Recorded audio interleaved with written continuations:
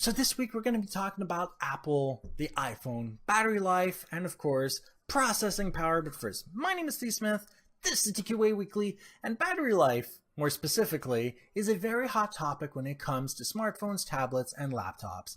This week we are going to be focusing on the iPhone, and more specifically what Apple is doing to their line of iPhones in response to battery life, age, and wear. And Apple has now openly admitted to slowing down iPhones with aged and worn batteries, and this is understandably making a lot of people quite angry who used to presume that Apple was doing this in effect to make us buy new iPhones, which is possible and actually a smart idea from a publicly traded company. But what they're actually doing is making sure that their iPhones don't crash in your face, which is something that some Android phones actually do.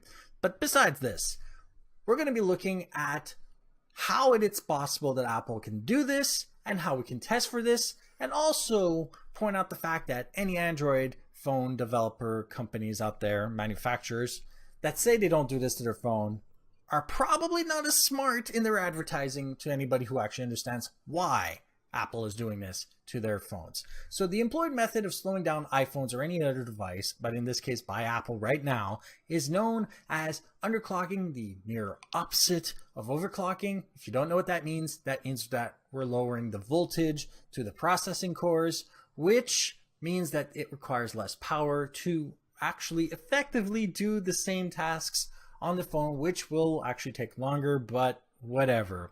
What this does is it actually has a lower thermal output, which is actually good because high thermal output in a small confined space with a lithium ion or polymer battery is actually bad for the battery.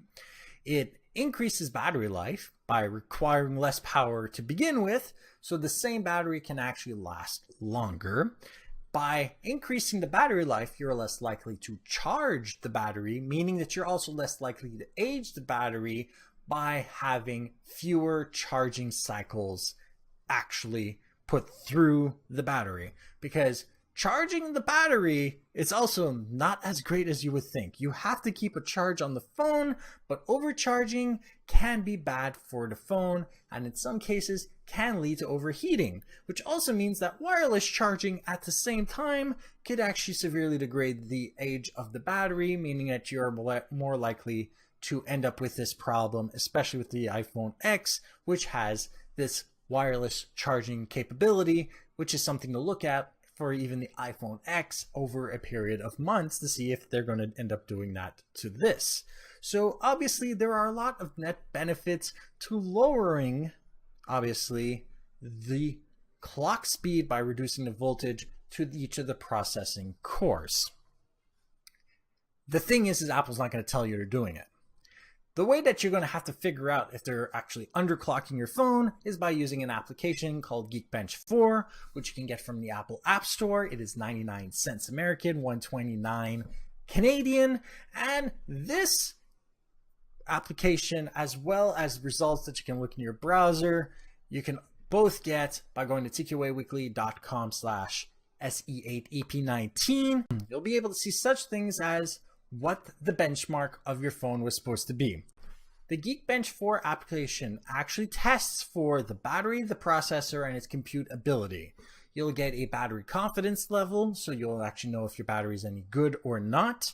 You'll also get an idea of the single core, multi-core, and of course, metal performance of your device, which you can compare against other known ones that are supposed to be what they're supposed to stack up to, so you'll have an idea if it's actually performing up to spec. And of course, at the same time, you'll be able to kind of figure out if your phone's being underclocked. Now, what to do, okay? If you figure out your phone needs a new battery, well, as of early January, which is probably when this episode's coming out anyway, Apple is going to have the battery replacement cost set at $29 American in Apple stores. What you need to do to get your battery changed, and by the way, that is $29 American. I don't know what it's going to be like in Canada. What you need to do is get an appointment. Set appointment means that you bring your phone, obviously. They're not going to give you the battery to do this. They'll swap out the battery. And obviously, once the battery is charged, you'll actually see something that a lot of people have been noticing after getting the battery changed.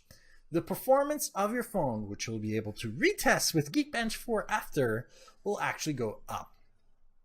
And this is the single most important thing about what Apple is doing to the phone.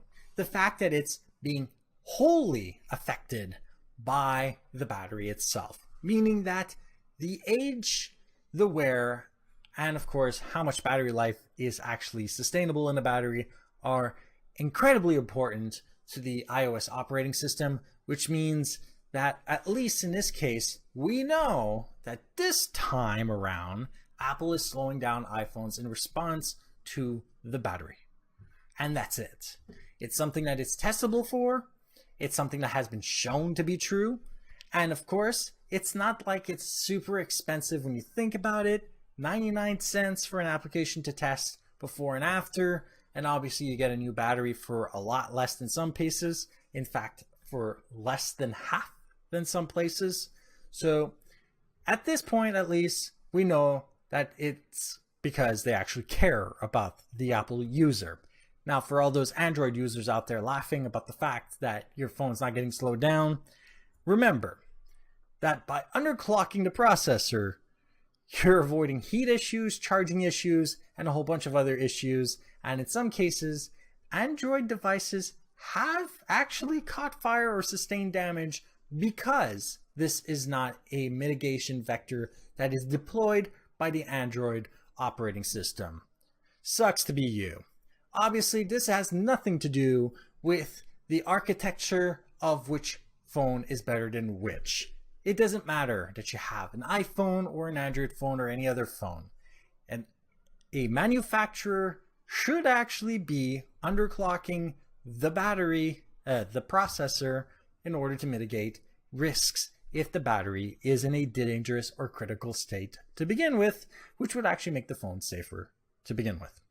Like if you liked it, dislike it if you didn't, share with those that you think could benefit from this, and don't forget to subscribe. And if you have any questions, comments, suggestions for topics, email me at ask@tqaweekly.com or go to my website, tqaweekly.com, for everything else. And if you want to make this show better, go to patreon.com/tqaweekly and become a patron today. Patrons get these episodes 24 to 48 hours in advance of everyone else. Thank you for watching, and goodbye.